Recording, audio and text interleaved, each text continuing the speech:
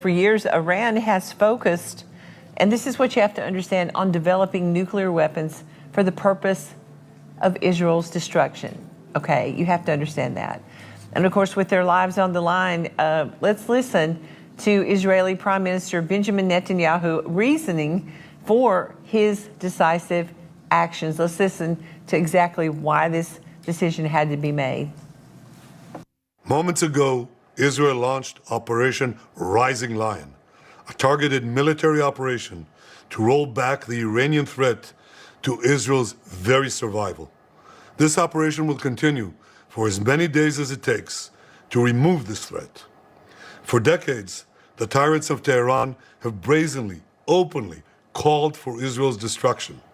They've backed up their genocidal rhetoric with a program to develop nuclear weapons.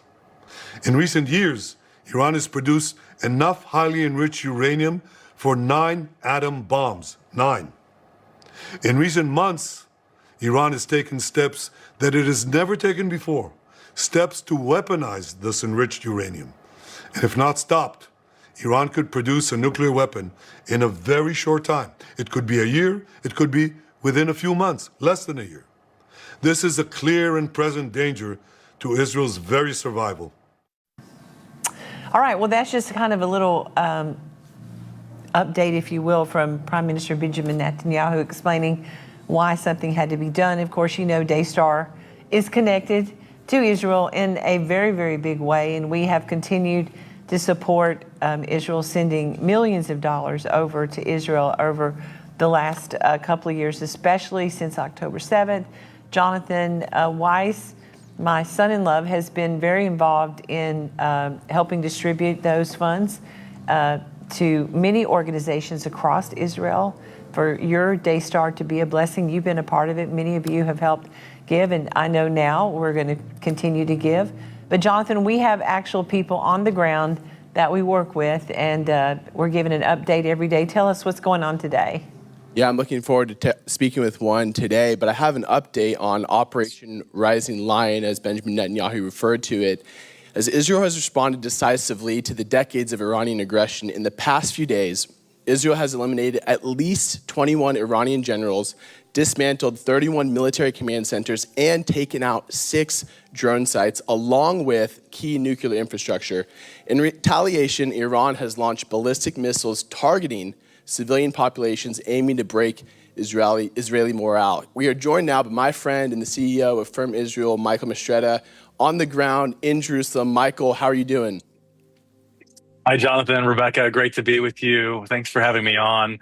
And I can't lie, it's been a crazy last 5 days. Nothing we could have imagined or expected. We're so thrilled by what we see happening in Iran. Joni said it so well. Iran has been threatening this for years. They've been committed to Israel's annihilation. And not only do they have a nuclear program, but they have a plan to develop 20,000 ballistic missiles that are aiming at Israeli civilians. And not only that, but they're funding hundreds of millions of dollars every year to Hamas, to Hezbollah, to the Houthis and other terrorist groups. So Iran really is the head of the serpent. And we've been dealing with some of the proxy groups, but now we're really taking the battle to the head of this evil. I would say it's the head of anti-Semitism in our world today. And I believe we're going to see something drastic shift in Iran. So thank you for everything you guys are doing. It's been overwhelming here, as we've had now over 400 ballistic missiles fired in just the last 4 or 5 days at Israeli civilians. Michael, I mentioned at the beginning here that there's been some incredible victories on the behalf of Israel in Iran, but why is it important that Israel continues to apply necessary pressure to fully dismantle the current regime, and why is it important that America gets involved to that end? Well, it's so important. It's really the powers in the entire region. Iran, as I said, is the #1 funder of terrorism across the Middle East. And they've developed a strategy to strangle Israel by surrounding Israel by a ring of fire of terrorist organizations. So if we really want to cut off Hamas, we have to cut off the funding. That's Iran. We have to cut off the funding for Hezbollah, the funding for the Houthis. And this is a mindset that goes back all the way to the days of biblical Persia, We saw it within the book of Esther, where there was a wicked man, Haman the Agagite, that in Persia, which is modern day Iran, had this vile hatred and wanted to wipe out the Jewish people. And he was the center of anti-Semitism of his day.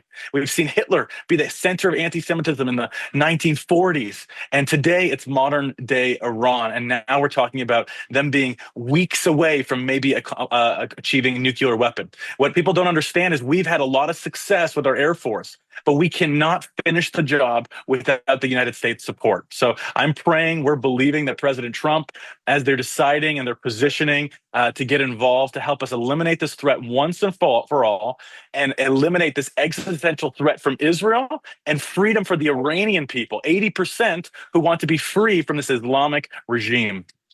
Well, before you leave, be sure to hit that like and subscribe button. Also, we would love to hear how the Lord is moving and touching your heart right now. So be sure to comment below and then share this video with someone you feel needs it just as much as you did.